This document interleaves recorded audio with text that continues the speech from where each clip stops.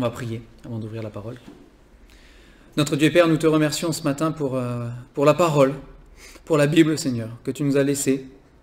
Grâce à elle, Seigneur, nous apprenons de toi, nous plongeons nos regards et nous pouvons sonder, Seigneur, eh bien, ce que tu es, qui tu es, ce que tu fais, Seigneur, ce que tu as pour projet aussi pour nous. Seigneur, les directions pour nos vies, Voilà, Seigneur, toi tu sais toutes choses, nous le savons, tu es celui qui sonde les cœurs et qui voit au plus profond de chacun de nous, qui connaît nos vies dans la perfection et dans l'intimité de nos cœurs, dans toutes choses, Seigneur, tu sais. Et Seigneur, tu es celui qui a envie de se révéler, qui a envie de parler à nos cœurs, qui a envie de nous tirer vers le meilleur pour toi. Ce matin, Seigneur, encore utilise ta parole parce que nous avons besoin de toi. Et c'est vrai, Seigneur, il y a ces enfants aussi qui vont aussi recevoir de toi ce matin. Que dès leur plus jeune âge, ils puissent bien comprendre, Seigneur, qu'il n'y a pas plus important que Jésus. Et qu'ils puissent s'attacher à toi, notre Dieu. Nous te louons parce que tu es fidèle là aussi pour intervenir. Au nom du Seigneur Jésus. Amen.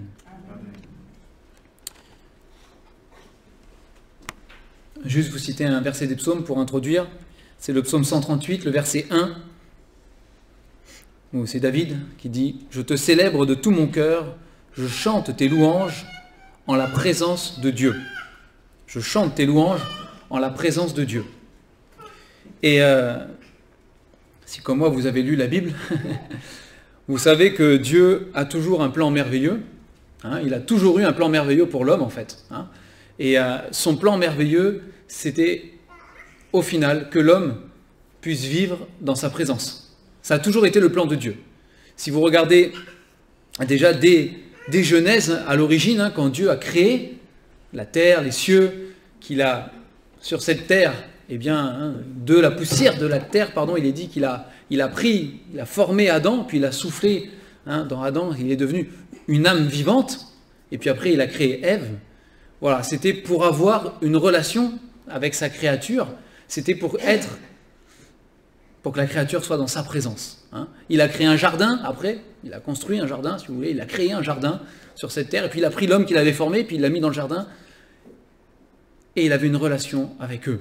Et on voit une fois qu'ils ont chuté que Dieu est descendu le soir pour se promener dans le jardin, donc sans aucun doute c'était une habitude qu'il y avait là de passer du temps, et il voulait, en tout cas c'était le plan de Dieu, il voulait qu'on puisse vivre, chacun d'entre nous, dans la présence de Dieu. Sauf que, vous le savez, mais à cause de la chute, à cause de la désobéissance d'Adam et Ève, tentés par Satan, tentés par le serpent ancien, dans la Bible il est dit, ils ont chuté et quelque chose s'est brisé en eux, quelque chose s'est cassé. Ils sont devenus pécheurs, l'humanité entière est devenue pécheresse, séparée de Dieu, et dans l'impossibilité, dans l'incapacité, humainement parlant, en tout cas par nos propres efforts et par nos propres forces, de vivre dans la présence de Dieu. Mais Dieu n'a jamais changé ses plans, il n'a jamais changé son objectif, et c'est son objectif pour nous encore aujourd'hui, pour toute l'humanité, c'est l'objectif de Dieu, que nous vivions dans la présence de Dieu. Lui, il a toujours voulu ça. Et la Bible dit, Jésus-Christ est le même hier, aujourd'hui, éternellement. Il est question de l'éternel qui est le rocher des siècles, celui qui ne change pas, celui qui est toujours le même. Et Dieu ne changera jamais, ça restera toujours son plan. Il veut qu'on vive dans sa présence, dans la présence de Dieu. Et pour que l'homme le comprenne, pour que Dieu puisse dérouler son plan, il a fallu des étapes. C'est vrai, quand on voit tout l'Ancien Testament, la manière dont Dieu a préparé les hommes, particulièrement à travers le peuple d'Israël, comment il a préparé les hommes à comprendre que la présence de Dieu, elle était certes ce qui était le mieux pour l'homme, mais aussi, elle était sainte. Elle était parfaite, cette présence de Dieu. Elle était pure, elle était sans péché. Et j'aimerais qu'on voit plusieurs passages ce matin, si vous voulez ouvrir vos Bibles déjà en Exode, chapitre 40, donc le dernier chapitre de l'Exode, parce que s'il y en a bien un à travers qui, en tout cas, Dieu a posé des jalons, a posé vraiment des enseignements fondamentaux en ce qui concerne sa présence, c'est bien Moïse. C'est bien Moïse. Et une fois que le peuple est sorti d'Égypte, ils sont sortis d'Égypte, ils ont été délivrés à bras étendus, et à main forte, dit la parole. Dieu a agi, il a fait des prodiges, et il les a délivrés d'Égypte. Ensuite, ils se sont présentés au mont Sinaï, n'est-ce pas, pour adorer Dieu, c'est ce qui était prévu. Et sur ce mont Sinaï, la montagne a tremblé, il y avait des éclairs, il y avait la voix forte comme le tonnerre, hein. Il y avait la présence de Dieu manifestée, où déjà on comprenait que le Dieu qui avait fait sortir d'Égypte, on rigolait pas avec, hein. Et puis sur ce mont Sinaï, Moïse a reçu des révélations particulières de la part de Dieu. On pense aux 10 commandements, mais pas que ça, hein, d'autres lois, et notamment aussi la construction, et on va s'attarder là-dessus aujourd'hui, pas dans les détails, mais sur l'idée générale, hein, la construction de ce fameux tabernacle dont il était question, hein. Donc tabernacle, on peut le traduire par une tente, si vous voulez, hein.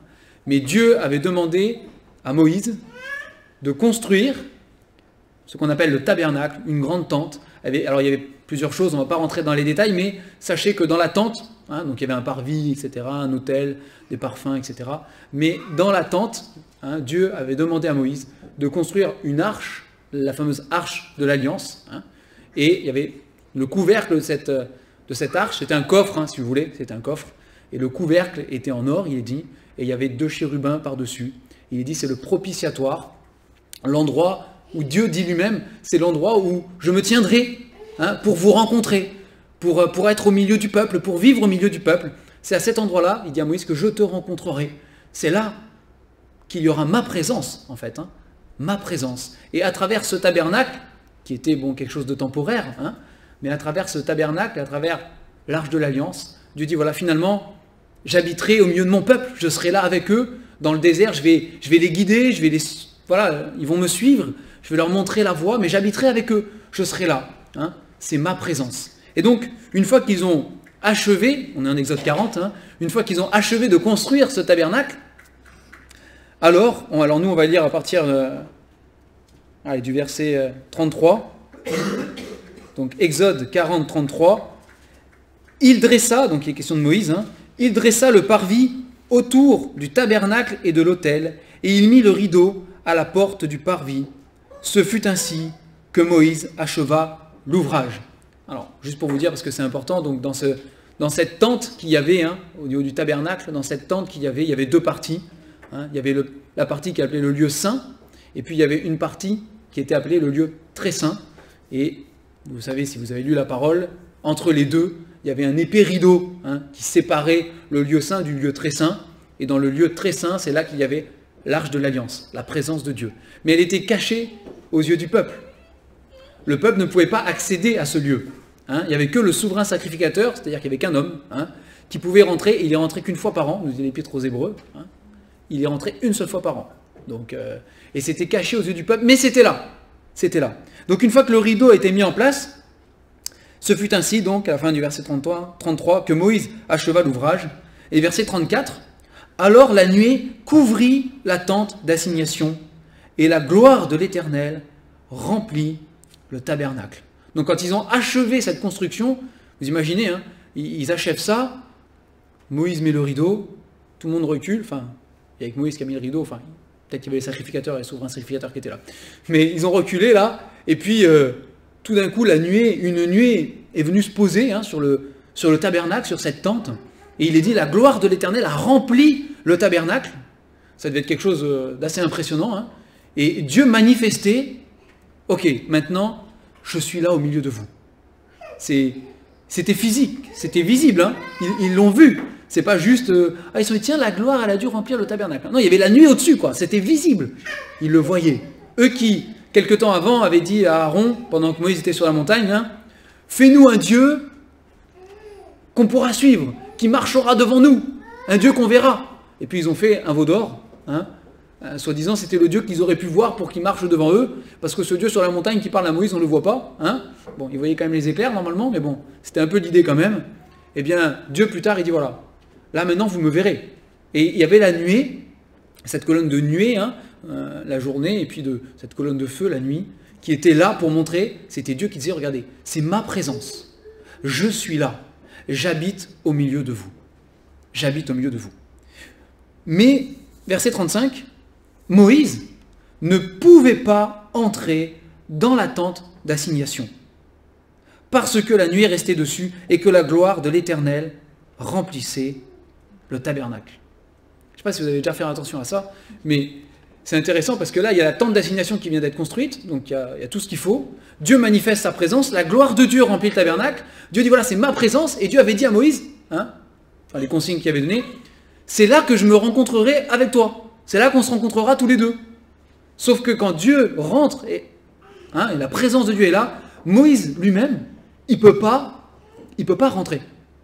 C'est impossible. Et si vous lisez en Lévitique, donc juste après, Lévitique chapitre 1 et le verset 1, qu'est-ce qu'il nous est dit? Il nous est dit, l'Éternel appela Moïse de la tente d'assignation. Il lui parla. Moïse n'est pas dans la tente. Moïse est à l'extérieur de la tente. Il ne peut pas rentrer dans la tente. Il l'appelle de la tente d'assignation. Vous verrez la différence après en nombre, justement. Parce que en nombre, au premier verset des nombres, il l'appelle dans la tente. C'est pas la même chose. Là, il l'appelle de la tente. Et de la tente, il va parler à Moïse. Donc Moïse est à l'extérieur, il ne peut pas rentrer dans la présence de Dieu. C'est pas possible. Et Dieu, depuis la tente, va expliquer des choses à Moïse. Il va lui parler, il va parler à Moïse. Et il va lui donner quoi? Il va lui donner Lévitique. Et une fois qu'il lui a donné Lévitique, on peut le prendre tout de suite, mais Nombre, chapitre 1, verset 1, il est dit, l'Éternel parla à Moïse dans le désert du Sinaï, dans la tente d'assignation.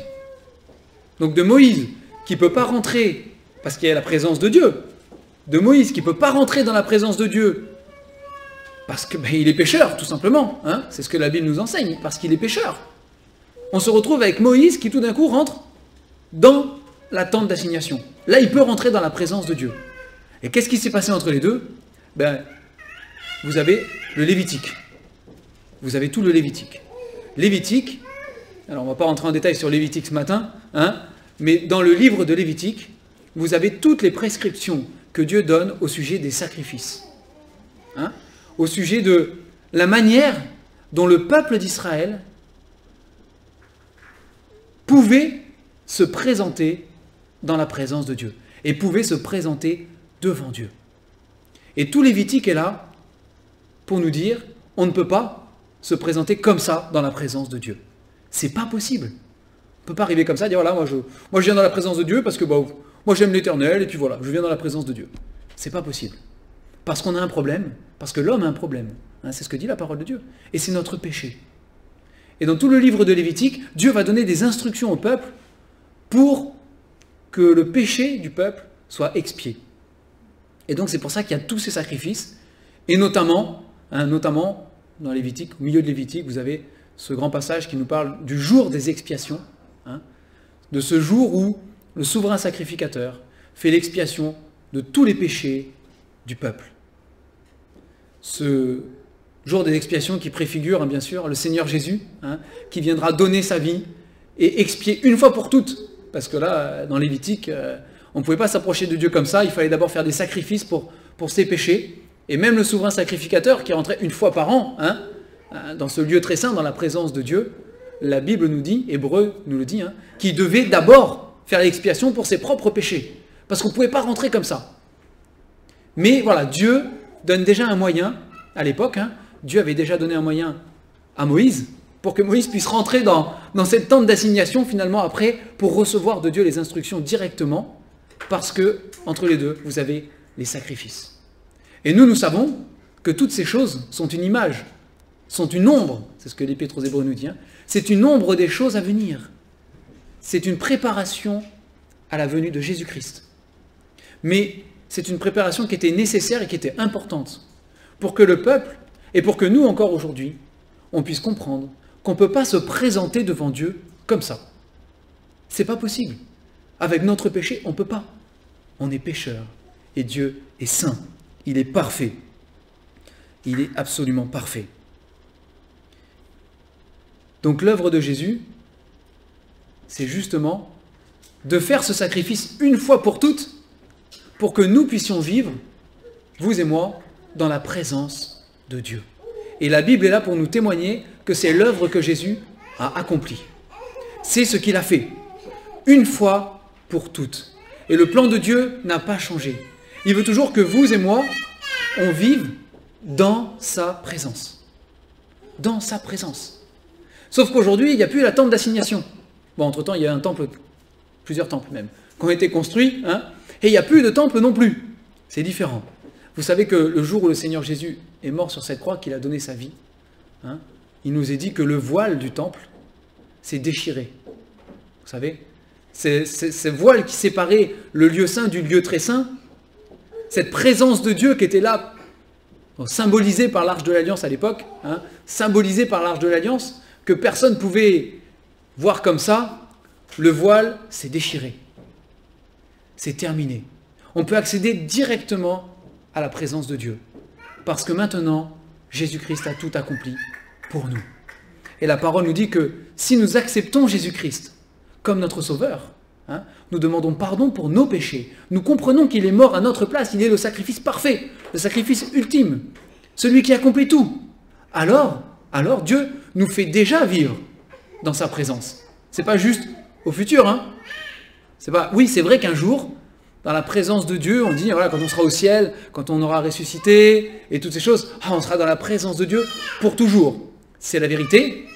Et d'ailleurs, on verra un peu plus loin le chapitre 21 d'Apocalypse qui nous en parle. C'est la vérité, on habitera avec Dieu, etc. C'est la vérité. Mais la Bible nous dit que pour nous qui avons cru, nous vivons déjà dans la présence de Dieu. Nous vivons déjà la présence de Dieu dans nos vies. Et c'est pas pour rien, je pense, que le jour de la Pentecôte, quand le Saint-Esprit est descendu sur les disciples, hein, qui étaient là, réunis, sur ceux qui étaient dans la chambre haute, il y avait des flammes de feu. Et ça rappelle la nuée, ça rappelle la colonne de feu aussi au désert. Hein. C'est un rappel de ça, c'est la présence de Dieu qui se manifeste. Quand Dieu est descendu sur ce tabernacle-là, que ça a été manifeste devant tous avec cette nuée, et puis la nuit c'était la colonne de feu, tout le monde dit, wow, c'est la présence de Dieu, c'est Dieu qui vit parmi son peuple. De la même manière, à la Pentecôte, quand il y a eu ces flammes de feu, c'était manifeste pour tous. Ben, voilà, c'est la présence de Dieu qui vient habiter dans ses enfants. Hein, dans ses enfants. Et il faut avoir conscience, nous qui croyons dans le Seigneur Jésus, hein, si nous sommes enfants de Dieu, il faut qu'on ait conscience de ce privilège immense que nous avons. Nous vivons déjà dans la présence du Dieu Tout-Puissant, dans la présence du Dieu Saint. Il vit en nous, par l'Esprit qu'il nous a donné. Et j'aimerais qu'on prenne plusieurs versets ce matin pour voir ça dans le Nouveau Testament. Premièrement, 1 Corinthiens chapitre 6, chapitre 3, on va commencer par chapitre 3. 1 Corinthiens chapitre 3. 1 Corinthiens 3, verset 16. Voici ce qui nous est dit. Ne savez-vous pas que vous êtes le temple de Dieu et que l'Esprit de Dieu habite en vous? L'Esprit de Dieu habite en vous. Et c'est plus excellent, vous allez le voir dans le Nouveau Testament, hein, c'est encore plus excellent que juste Dieu habite parmi vous, ou que Dieu habite au milieu de vous. On le sait, hein, le Seigneur Jésus a dit, là où 2 ou 3 sont réunis, je suis au milieu d'eux. C'est la vérité. Hein, si on est réunis en son nom, il est au milieu. C'est encore plus excellent ici. L'œuvre de Jésus, elle ne s'arrête pas juste, il est au milieu de nous. Ici, il nous dit, il vit en nous, à l'intérieur de nous. Sa présence même est en nous, la présence même de Dieu. 1 Corinthiens 6, du coup, on tourne, 1 Corinthiens 6, verset 19. Il nous est dit, « Ne savez-vous pas que votre corps est le temple du Saint-Esprit, qui est en vous, que vous avez reçu de Dieu, et que vous ne vous appartenez pas à vous-même. » Notre corps est devenu le temple du Saint-Esprit. Pour ça, il n'y a plus besoin du temple à Jérusalem. Il n'y a plus besoin du tabernacle, du temple, parce que c'est notre corps lui-même qui est devenu le temple où Dieu est venu habiter. 2 Corinthiens chapitre 6. Tous ces versets vont dans le même sens, bien sûr. Hein. Il y en a d'autres, on ne les prend pas tous ce matin. Mais 2 Corinthiens chapitre 6, verset 16. Quel rapport y a-t-il entre le temple de Dieu et les idoles? Car nous sommes le temple du Dieu vivant, comme Dieu l'a dit, j'habiterai et je marcherai au milieu d'eux. Je serai leur Dieu et ils seront mon peuple. Hein, donc c'est une prophétie. Et d'ailleurs, si vous lisez les prophètes, vous verrez que ça a été prophétisé à maintes reprises. Hein. Dieu a dit, voilà, je serai leur Dieu et j'habiterai avec eux. C'est vraiment, c'est le projet de Dieu. Hein. Qu'on vive dans sa présence, j'habiterai avec eux. Et Paul, il dit en Corinthiens, nous sommes le temple du Dieu vivant. Il est venu vivre en nous. Romains, chapitre 8.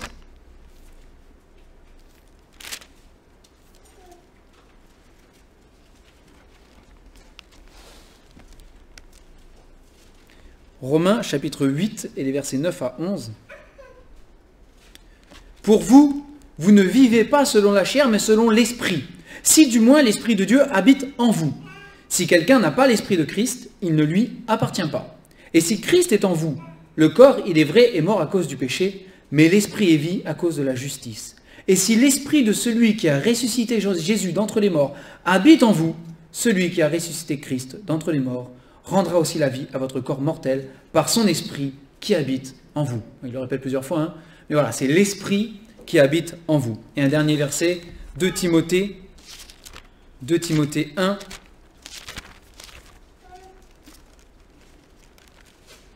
2 Timothée, chapitre 1 et le verset 14. Ah, 2 Timothée. 1 Timothée, pardon.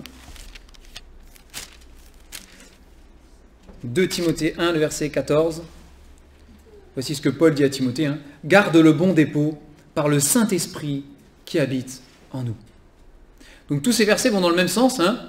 C'était la promesse que Dieu avait faite par les prophètes déjà à l'avance. Hein, qu'on vivrait dans sa présence et que, plus excellent que ça encore, hein, sa présence se manifesterait en ce qu'il vit dans nos cœurs. Il vit en nous. C'est quelque chose quand même, peut-être on s'y habitue au bout d'un moment, mais waouh, c'est quelque chose d'énorme.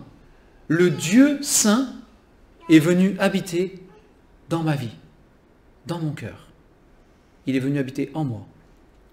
Et ça veut dire que je suis et je vis dans la présence de Dieu quotidiennement. Ça ne dépend pas de moi, ça. Hein, c'est Dieu qui le fait. Alors oui, il a fallu qu'un jour, j'accepte Jésus comme mon sauveur. Il a fallu que je me repente de mes péchés, que je demande pardon, que je l'accepte comme le roi, le maître, le Seigneur de ma vie. Hein. Et c'est arrivé le jour où j'ai donné ma vie au Seigneur Jésus. C'est arrivé. Mais ce jour-là, la parole nous dit, voilà, j'ai reçu cet esprit. Et depuis ce jour-là, jusqu'à la fin, je suis privilégié. C'est ce que dit la parole. Hein. C'est le privilège que nous avons de vivre dans la présence de Dieu. Est-ce que nous avons suffisamment conscience de ce privilège que nous avons, de ce que Dieu a opéré dans nos cœurs, à chaque instant de nos vies? Et nous, parfois, on vit nos vies, voilà, on fait nos choix, on agit, on fait des trucs, tout ça, et on n'y pense pas. Hein, on n'y pense pas. Ça rejoint, vous savez, quand il est parlé de la crainte de l'Éternel, hein, on en a déjà parlé plusieurs fois, mais la crainte de Dieu, ça rejoint ça aussi. Hein. C'est la crainte de Dieu, c'est avoir conscience que Dieu a le regard sur ma vie, qu'il voit toutes choses. La crainte de Dieu, ça englobe aussi avoir conscience que je vis dans la présence de Dieu, maintenant que je suis son enfant. Et du coup, je ne peux pas me permettre de faire n'importe quoi, parce que je vis dans la présence de Dieu, il habite en moi, à l'intérieur. Et le verset qu'on a lu tout à l'heure dit, quel rapport y a-t-il entre le temple de Dieu et les idoles? Hein?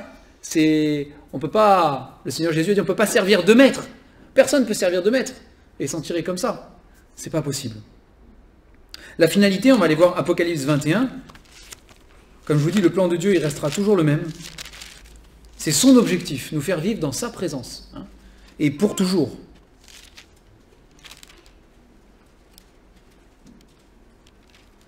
Apocalypse, chapitre 21. Une fois que toutes les âmes, tous les hommes sont rentrés en jugement, sont passés en jugement devant Dieu, une fois que Dieu va détruire tout le monde que nous connaissons, univers compris, alors il dit ceci, chapitre 21, à partir du verset 1, « Puis je vis un nouveau ciel et une nouvelle terre, car le premier ciel et la première terre avaient disparu, et la mer n'était plus. Et je vis descendre du ciel, d'auprès de Dieu, la ville sainte, la nouvelle Jérusalem, préparée comme une épouse qui s'est parée pour son époux. J'entendis du trône une forte voix qui disait, « Voici le tabernacle, c'est le mot qui est repris, voici le tabernacle de Dieu avec les hommes. Il habitera avec eux, et ils seront son peuple, et Dieu lui-même sera avec eux. Il essuiera toute larme de leurs yeux, la mort ne sera plus. Il n'y aura plus ni deuil, ni cri, ni douleur, car les premières choses ont disparu. Et celui qui était assis sur le trône dit, « Voici, je fais toutes choses nouvelles. » Et il dit, « Écris, car ces paroles sont certaines et véritables. » Et il me dit, « C'est fait, je suis l'alpha et l'oméga, le commencement et la fin. » Donc c'est le Seigneur Jésus qui parle. Hein. « À celui qui a soif, je donnerai de la source de l'eau et de la vie gratuitement. Celui qui vaincra héritera ces choses. Je serai son Dieu, et il sera mon fils. Mais pour les lâches, les incrédules, les abominables, les meurtriers, les débauchés, les magiciens, les idolâtres et tous les menteurs, leur part sera dans les temps ardents de feu et de soufre, ce qui est la seconde mort. On va s'arrêter là, on ne va pas lire toute la fin, mais vous la lirez chez vous. Mais voilà, c'est Dieu accomplit, Dieu accomplira parfaitement son projet. Il y a une ville qui est préparée pour les enfants de Dieu, sur une nouvelle terre qui existera dans le futur, quand ce sera le temps de Dieu, c'est lui qui décidera, c'est pas nous. Dans le temps de Dieu, il y a cette nouvelle ville qui sera préparée, et Dieu accomplira parfaitement son projet, parce qu'en ce temps-là, il n'y aura plus de péché. Nous serons ressuscités glorieux, parfaitement, et ce sera l'accomplissement parfait de son projet. Il habitera avec nous. Il veut qu'on vive dans sa présence. C'est le projet de Dieu, qu'on vive dans sa présence. Et en attendant, nous on est là. On est sur la terre. On sait que ça va arriver, puisque Dieu le promet, donc il n'y a même pas de question à se poser. C'est la parole le dit, voilà, c'est une certitude absolue. Ça arrivera un jour. Si vous êtes enfant de Dieu, si vraiment Jésus-Christ est votre sauveur, vous avez demandé pardon pour vos péchés, vous avez cru qu'il était tout suffisant pour vous sauver, et que vous avez cette assurance d'être au ciel, alors on s'y retrouvera un jour. Ça, c'est la certitude. On se retrouvera là-haut. Enfin, là-haut. Je ne sais pas si on peut dire là-haut, parce qu'il n'y aura plus d'ici, donc ce sera plus compliqué que ça. Peut-être plus simple. Mais on s'y retrouvera là-bas, voilà. On s'y retrouvera là-bas pour vivre avec le Seigneur pour toujours. Et en attendant, on est là. Et le Saint-Esprit, c'est-à-dire Dieu lui-même, vit déjà, du coup, dans nos cœurs. Il vit déjà en nous. C'est ce que dit la parole. Ce qui veut dire que je dois faire attention à la manière dont je vis. Je dois faire attention à la manière dont je fais mes choix dans cette vie. Dieu ne m'a pas sauvé comme ça, et puis après, un jour je serai au ciel avec lui, et puis en attendant, fais ta vie. On se retrouvera là-haut. Voilà. C'est pas marqué ça dans la Bible. C'est pas du tout. Et la Bible dit au contraire, en hébreu notamment, on ne se moque pas de Dieu. Et vous savez, Moïse, qui est pourtant monté sur le mont Sinaï, qui a rencontré Dieu là-haut, d'une certaine manière, quand la gloire a rempli ce tabernacle, il n'a pas pu rentrer. Imaginez pour lui, il n'a pas pu rentrer. Lui qui, quelque temps avant, s'était déjà tenu aussi dans la présence de Dieu au buisson ardent. Dieu l'a rencontré dans le buisson. Il était là. Et avant qu'il avance, Dieu dit, hop, hop, hop, hop, ôte tes souliers de tes pieds, car le lieu où tu te tiens est saint. Tu vas t'approcher de Dieu. Tu enlèves tes souliers. Bon, il y aurait des choses à dire là-dessus. On ne va pas rentrer en détail aujourd'hui, mais il fallait comprendre, attention, c'est saint. Pourtant, il n'a pas pu rentrer dans ce tabernacle. C'est quelque chose quand même, il n'a pas pu. Parce qu'il y avait la gloire de Dieu et qu'il était pécheur. Et Dieu, dans l'Ancien Testament, il y a plein d'images comme ça, on ne va pas tout prendre, dans le Nouveau Testament aussi. Mais Dieu montre, à bien des égards, qu'il est un Dieu saint. C'est un Dieu qu'on respecte. C'est un Dieu qu'on honore. C'est un Dieu pour qui on a de la déférence. Désolé, mais il n'y a pas trop d'autres mots pour l'expliquer. C'est un Dieu vraiment pour qui on doit avoir un profond respect. Et d'autant plus nous qui sommes ses enfants. Nous qui connaissons le Seigneur Jésus, nous à qui il a pardonné les péchés. Nous avons une relation qui est différente, on n'a plus une relation de crainte, parce que l'amour parfait bannit la crainte. Mais par amour, pour ce Sauveur qui a tout fait pour nous, et qui a donné sa vie pour nous. En retour, on doit le respecter. On doit le respecter. On ne se présente pas n'importe comment devant Dieu. C'est pas possible. C'est pas possible. Dieu a voulu que Moïse l'intègre bien, il a voulu que le peuple d'Israël l'intègre bien.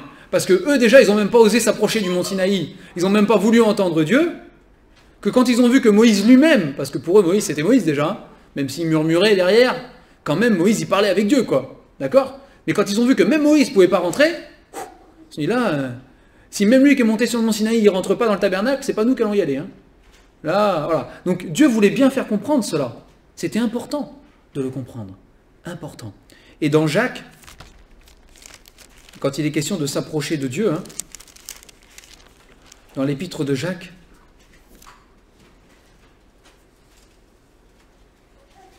Jacques chapitre 4, pardon, verset 8.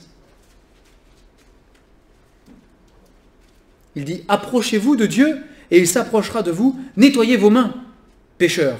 Purifiez vos cœurs, hommes irrésolus. Sentez votre misère. Soyez dans le deuil et dans les larmes.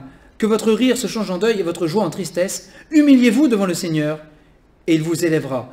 Ne parlez pas mal les uns des autres. » Bon, il y a toute la suite. Vous direz tout, Jacques. Mais voilà, ici il dit, voilà, approchez-vous de Dieu. Donc c'est le plan de Dieu. Approchez-vous de Dieu, il s'approchera de vous. Ça n'a pas changé, ça restera toujours le plan de Dieu. Il veut cette intimité, il veut cette communion. Il veut cette communion dans sa présence. D'accord? Ça, c'est la volonté de Dieu. Mais attention, ne le faites pas n'importe comment. Ne le faites pas à la légère. Ne le faites pas dans l'hypocrisie, quelque part, c'est ce qu'il dit ici. Hein. Il dit, nettoyez vos mains, pécheurs, purifiez vos cœurs, hommes irrésolus, sentez votre misère, changez votre rire en deuil. Bon, ça c'est si vous n'êtes pas en règle avec le Seigneur. Hein. Si vous êtes en règle avec le Seigneur, soyez toujours joyeux, dit la parole. Mais si dans votre vie, vous savez que vous n'êtes pas en règle avec le Seigneur, vous savez qu'il y a des choses qui ne vont pas, parce que l'Esprit justement qui vit en nous, hein, le Saint-Esprit qui vit en nous, Dieu lui-même qui vit en nous, ne tolère pas dans sa présence le péché. Donc quand il y a du péché dans nos vies, il va le montrer. Le doigt de Dieu là va appuyer sur notre conscience, hein.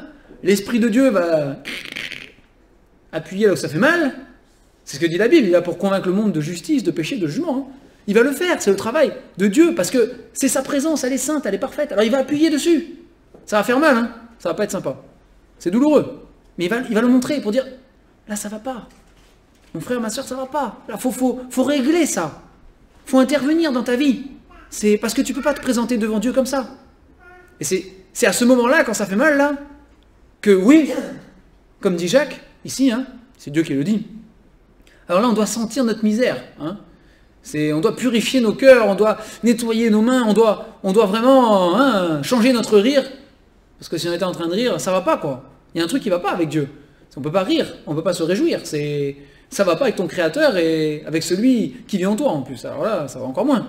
Donc là, tu changes ton rire en deuil, tu t'humilies, tu demandes pardon, pour que Dieu puisse te relever, pour que tu puisses jouir pleinement de cette présence, justement, hein, et qu'il n'y ait plus ce doigt qu'appuie, là, qui fait du bien, c'est pour que tu puisses te réjouir, et vraiment vivre épanoui dans la joie, dans la paix, dans tout ce que donne le fruit de l'esprit, hein, dans la présence même de ton Dieu.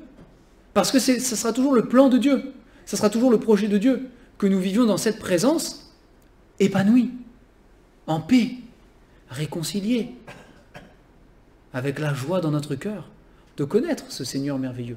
C'est le plan de Dieu, et il ne changera pas. Et peu importe ce que vous ferez, peu importe ce que je ferai, ce plan-là, pour chacun d'entre nous, il ne changera pas. Ce sera toujours l'objectif de Dieu. Il ira toujours dans ce sens. Dans ce sens. Alors, j'ai envie de dire, si on connaît déjà ce privilège hein, d'être enfant de Dieu, d'avoir l'Esprit qui vit en nous, de vivre dans la présence de Dieu, ben, ne le gâchons pas. Ne le gâchons pas. Hein, la Bible dit rachetez le temps, il y a plein d'autres versets. Mais ne gâchons pas ce privilège que Dieu nous donne. Déjà de goûter et déjà de vivre dans ce qu'on vivra parfaitement et dans l'accomplissement quand on sera avec le Seigneur pour toujours, hein, voilà, dans ce nouveau lieu préparé pour les enfants de Dieu. Mais n'attendons pas d'arriver là-haut. Là-bas, pardon. Il faut que j'arrête de dire là-haut du coup. Mais là-bas. N'attendons pas. N'attendons pas. On peut déjà le vivre aujourd'hui. Et c'est ce à quoi le Seigneur nous invite. Donc ne gâchons pas notre temps. Et vraiment qu'on puisse prendre conscience, on peut aller plus loin ce matin, mais qu'on puisse vraiment prendre conscience hein, de ce privilège qu'on a. C'est un privilège de pouvoir vivre dans la présence de Dieu. Et quand on prendra vraiment conscience de ce que c'est, de ce privilège de vivre dans la présence de Dieu, bah, ça nous poussera à l'humilité, ça nous poussera à la reconnaissance aussi, et à la louange. Parce que, gloire à toi Seigneur, gloire à toi de réaliser ce plan parfait, malgré ce que je suis, malgré ce que j'étais, malgré ce que je suis encore peut-être parfois. Hein, mais gloire à toi Seigneur, pour la réalisation parfaite de ce plan que tu fais, que tu accomplis. Gloire à toi. C'est la reconnaissance, c'est l'adoration, de dire, mon Dieu, combien tu es grand dans ce que tu fais, combien tes œuvres sont merveilleuses et magnifiques, que tu arrives à me faire habiter dans ta présence. C'est l'adoration, c'est la repentance aussi. Ça me pousse aussi à la repentance, en disant Seigneur, pardon. Pardon parce que ta présence en moi, je la gâche parfois. C'est du gâchis ce que je fais. C'est pas digne de toi. C'est pas respectueux même envers toi. Parce que je sais ce que la parole dit. La parole dit va à droite et parfois je vais à gauche. Seigneur, je sais. Donc ça pousse aussi à l'humilité, à la repentance. Hein. Mais ça travaillera, cette conscience de ce privilège travaillera en nous, pour nous façonner si nous sommes obéissants. Parce que si on a un indocile, ça ne marchera pas. Mais si nous sommes obéissants, ça travaillera à former en nous le caractère de Jésus-Christ. Hein, pour nous transformer, encore une fois, comme dit la parole, de gloire en gloire, à son image. Et c'est le projet de Dieu, hein, qu'on vive dans sa présence. Et pour cela, il faut qu'on ressemble au Seigneur Jésus. C'est le seul qui est digne de la présence de Dieu. C'est ce que nous dit la parole de Dieu. Le seul qui est digne de la présence de Dieu, c'est le Seigneur Jésus. Donc, en ressemblant à Christ, en étant transformé à l'image de Christ, on vivra pleinement cette présence en nous. On va prier pour terminer. Merci Seigneur pour ce privilège, oui Seigneur, de te connaître et plus que ça, que tu vives en nous Seigneur. Ça nous dépasse toujours un peu. Ce que tu fais est grand. Ce que tu fais aussi est parfait. Ce que tu as commencé, tu as promis de l'achever parfaitement. Seigneur, que chacun d'entre nous en ait vraiment conscience de ta présence dans nos vies et de vivre dans ta présence. Que ça puisse nous conduire à avoir une vie qui, dans les moindres détails, te glorifie, t'honore, te respecte. Une vie qui témoigne que la plus belle des choses, c'est de vivre dans la présence de son Créateur. Seigneur, un jour, tous ensemble, nous serons dans la perfection achevée et accomplie. Dans cette ville que tu prépares, Seigneur, et tu seras au milieu de nous. Tu seras la lumière de nos vies, la lumière de toutes choses. Seigneur, que ça soit déjà la vérité pour nous aujourd'hui. Qu'on ne se contente pas de l'espérance de l'avenir, mais qu'on le vive déjà aujourd'hui dans nos vies. Parce que c'est cela, Seigneur, que de te glorifier. Nous voulons encore t'honorer, te bénir, te louer ce matin, Seigneur. Parce que tu es fidèle, tu es merveilleux, tu es grand. Et que ces projets de paix, d'avenir, d'espérance, Seigneur, tu les accomplis déjà. Seigneur, que personne ne se prive ce matin encore de la grâce de Dieu, que chacun puisse s'approcher avec assurance du trône de la grâce, à travers le Seigneur Jésus. Sois béni notre Dieu, au nom du Seigneur Jésus. Amen.